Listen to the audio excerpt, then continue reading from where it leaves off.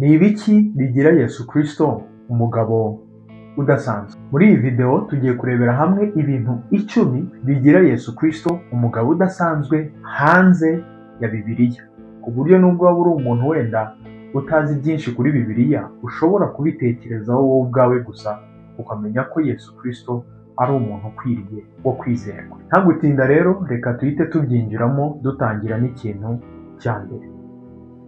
Yesu Kristo niwe muntu wabayeho mu mateka y'isi yari yarabanje guhanurwa, dore ko ubushakashatsi bugaragaza ko igihe Yesu Kristo aza mu isi yujuje ubuhanuzi burenga 300, ubuhanuzi burenga 300, ku buryo yaje mu isi bakajya bavivura ati uyu yaje, iki yacyujuje, iki yacyujuje, kiriya yacyujuje, ku buryo tutari bumwibeshyeho. Ibaza umuntu wahanuwe guhera mu myaka irenga 1000 mbere y'uko aza mu isi, bagahanura uburyo azaza, izina zitwa n'ikizaba kimuzanye. Ibyo ubwabyo bigira Yesu Kristo umugabo udasanzwe. Ikintu cya kabiri, Yesu Kristo niwe muntu wabayeho mu buryo bw'igitangaza. Uti gute? Rugikubita tubona Yesu Kristo avuka ku mugore w'isugi. Ibyo bintu ubwabyo wabisobanura gute? Mu yandi magambo, Yesu Kristo yabayeho adafite se. Ibyo bigashimangira ko Yesu Kristo yavutse ari imbuto y'Imana. Ikintu cya gatatu, Yesu Kristo niwe muntu wamamaye kugeraho kuri iyi saha ari we muntu ufite abayoboke benshi mu mateka y'isi, dore ko abakristo babarirwa muri miliyari zisaga 3, muri miliyari 7 zituye isi. Mu yandi magambo, abantu bose batuye isi bavanze, mu bantu 7 mwajya muhura, 3 bajya baba ari abakristo. Ariko se buretse gato, ni gute umuntu utari umwami, utari indwanyi, utari umuntu ufite wenda imyanya y'ubuyobozi idasanzwe bishoboka ko yagira abayoboke bangana gutyo? Kubera iki mvuze ibyo bintu? Iyo urebye mu yindi myemerere usanga abantu bafite abayoboke bagiye bafite n'izindi mpamvu ku ruhande. Dufate nk'urugero nka Buda, yari umwana w'umwami, yavutse ari igikomangoma. Bivuze ngo meditation yagiye akora n'ibindi bintu yagiye avumbura byahitaga bigira agaciro kuko yari umwana w'umwami. Iyo turebye Muhammad, hari intambara nyinshi yagiye arwana byari gutuma byonyine nawe yandikwa mu mateka, kimwe n'uko ba Alexander the Great bagiye bandikwa bitewe n'ubudahangarwa bwabo cyangwa se n'ubutwari bwabo ku ntambara. Ariko ibaze Yesu Kristo wavutse naho kuvukira ari ikibazo, akaza kugira abayoboke bangana uko bangana kugeza naho n'izi saha tukiri kumuvuga, kandi yari umuntu usanzwe. Ubwabyo tubona ko nubwo ni kuvuga ngo yari umuntu usanzwe, tubona ko ari umuntu udasanzwe. Ibyo ubwabyo bikaba byagutera amatsiko yo kugira ngo umenye byinshi byisumbuyeho kuri uwo mugabo. Ikintu cya kane, Yesu Kristo niwe muntu w'umuhanga isi yagize.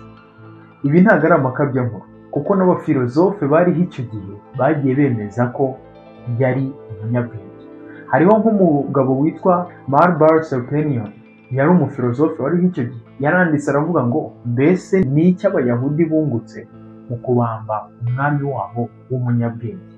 Bivuze ngo n'abafilozofe bariho icyo gihe bamanitse amaboko bemera ko hari undi mugabo w'umufilozofe ufite amagambo adasanzwe n'inyigisho zidasanzwe wabayeho muri icyo gihe.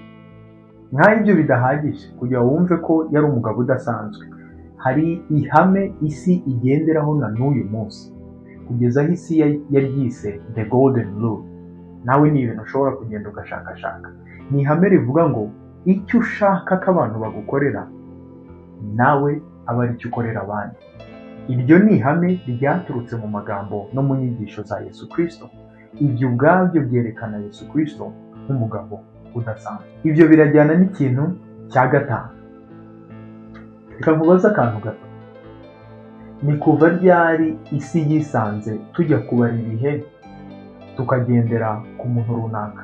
Ubwo ndavuga Yesu Kristo. Uti ibyo mvuga ni ibiki? Nk'iyo tugiye kuvuga ngo Buda yabayeho mu kinyejana cya 4 mbere y'ivuka rya Yesu Kristo, Muhammad yabayeho muri 550 kugera muri 632 nyuma y'ivuka rya Yesu Kristo. ni gute twisanze turi kubara ibihe abantu babayeho cyangwa se amateka dushingiye ku muntu umwe witwa Yesu Kristo, umugabo utari umuyobozi, utari indwanyi, utari umwami, utari ufite ikintu na kimwe ashinzwe, ariko tukisanga igihe aje mu isi ibihe byose bihita bimwumvira bikagandukira uwo muntu. Ubwabyo ibyo bigaragaza Yesu Kristo nk'umugabo udasanzwe. Ikintu cya gatandatu, Yesu Kristo niwe muntu wenyine wabayeho mu mateka y'isi atagize umuntu n'umwe ahutaza cyangwa se agaragarweho n'icyaha icyo ari cyo cyose. Twese turabizi ko ni intege nke umuntu yigiramo, ndetse n'umuntu ugerageje kwigira umuntu udasanzwe cyangwa se agerageje gucira abandi urubanza, ikibazo ushobora guhita umubaza kikamucecekesha ni ukumubaza ngo ubwo se uri shyashya. Bisa nkaho izo ari intege nke za buri muntu, ariko mu mateka y'isi habayeho umuntu utari ufite intege nke.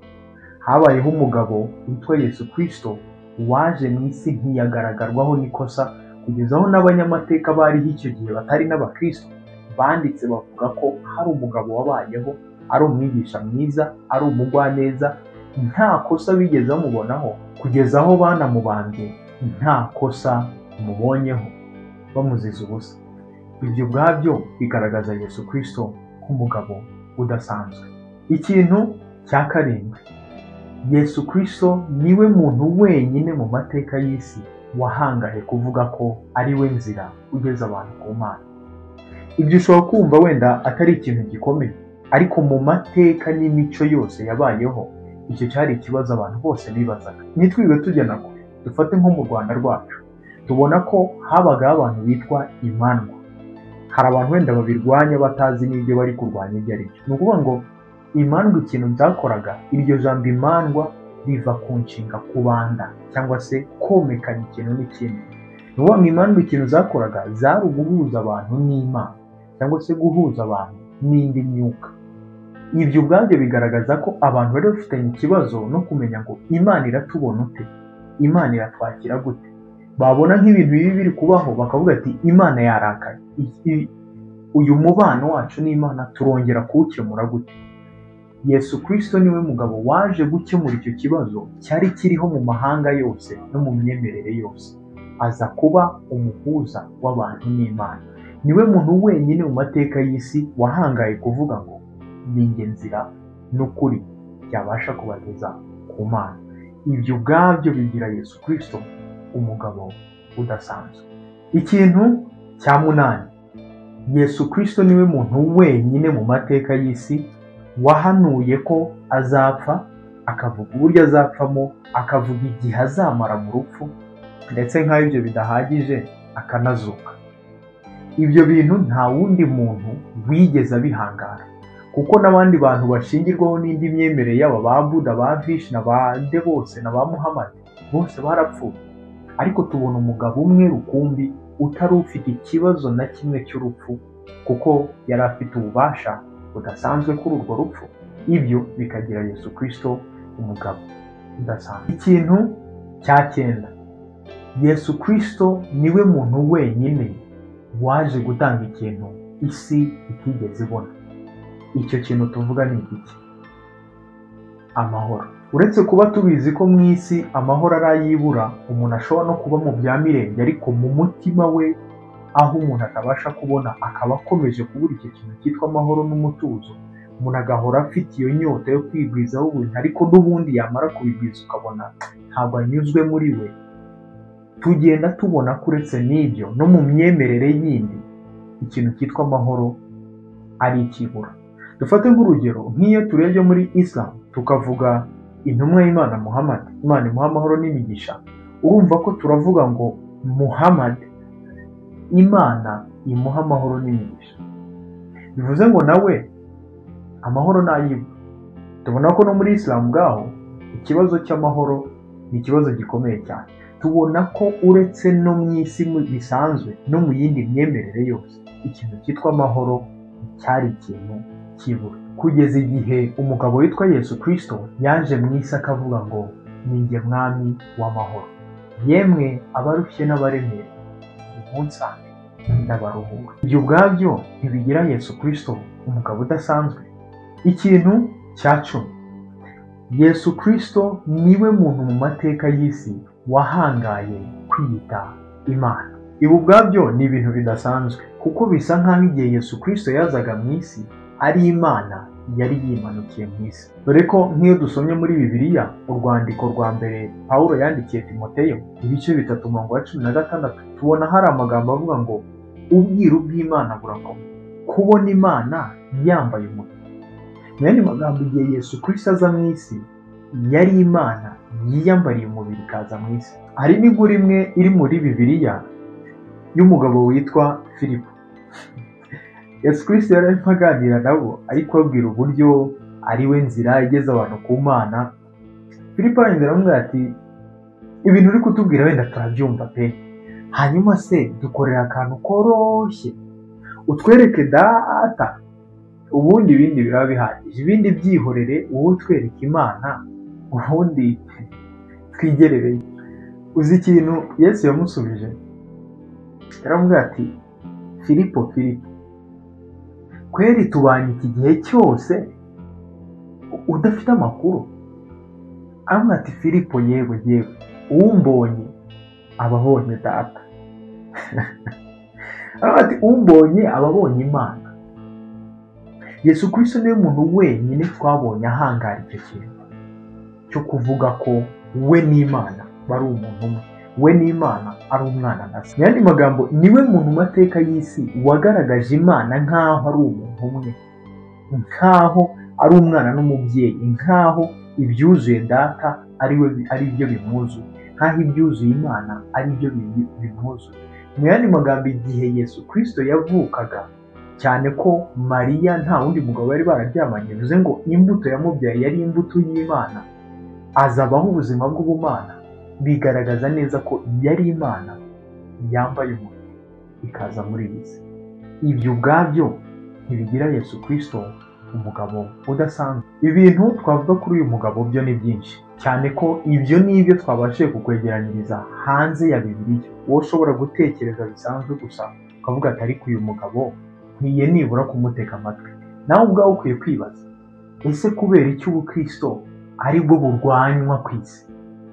Kubera iki guhera mu kinyejana cya mbere twumva intumwa zirenganywa, bamwe bagaterwa amabuye, abandi bakicwa, abandi bakabambwa bacuramye, abandi bakakorerwa iyicarubozo rigiye ritandukanye? Na bugingo n'ubu tugenda twumva amakuru agiye atandukanye. Muri Nigeria tukumva ngo abakristo barimo baricwa, tukumva mu Bushinwa ngo abakristo barimo baricwa, tukareba mu mafilime barimo barasebya Yesu Kristo, mu makuru ukabona ntibashaka kumva umuntu uvuga Yesu Kristo. Ese niba koko ubukristo atari bwo bukwiye gukurikirwa, cyangwa se Yesu Kristo atari we twashakiraho ukuri, kubera iki ariyo myemerere irwanya? Icyo nawe wakibaza. Gusa nawe igisubizo ushobora guhita ukibona bitakugoye. Umuhanga umwe yaravuze ngo igiti kiriho imbuto nicyo giterwa amabuye. Ibyo twavuga ni byinshi kuri uyu mugabo, cyane ko ari byo tuzakomeza kugenda tuvugaho. Ese wakiha amahirwe yo kumenya byinshi byimbitse kuri uyu mugabo udasanzwe? Niba warakoze subscribe, nakubwira ngo ntabwo uzacikwa. Tubonane mu yindi video.